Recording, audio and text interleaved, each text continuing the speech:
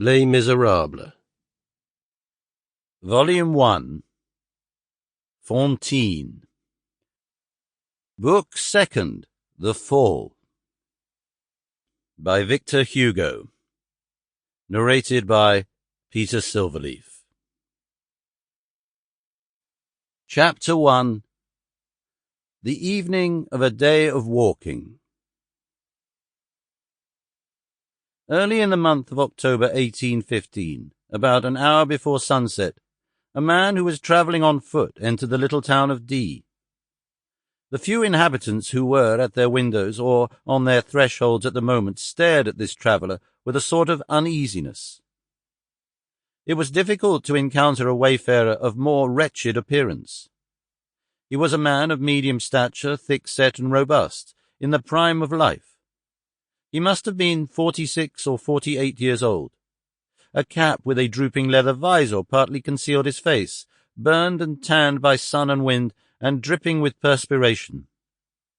His shirt of coarse yellow linen, fastened at the neck by a small silver anchor, permitted a view of his hairy breast.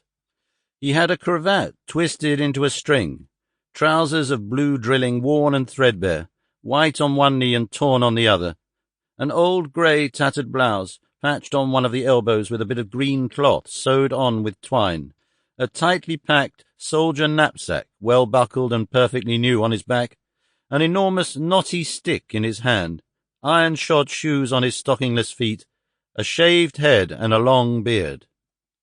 The sweat, the heat, the journey on foot, the dust, added I know not what sordid quality to this dilapidated whole. His hair was closely cut, yet bristling, for it had begun to grow a little, and did not seem to have been cut for some time. No one knew him. He was evidently only a chance passer-by. Whence came he? From the south? From the seashore, perhaps? For he made his entrance into D by the same street which, 7 months previously, had witnessed the passage of the Emperor Napoleon on his way from Cannes to Paris. This man must have been walking all day. He seemed very much fatigued. Some women of the ancient market town, which is situated below the city, had seen him pause beneath the trees of the boulevard Gassendi, and drink at the fountain which stands at the end of the promenade.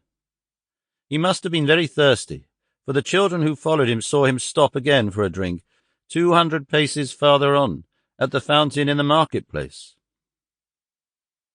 On arriving at the corner of the Rue Poichet-Vert, he turned to the left and directed his steps towards the town hall. He entered, then came out a quarter of an hour later. A gendarme...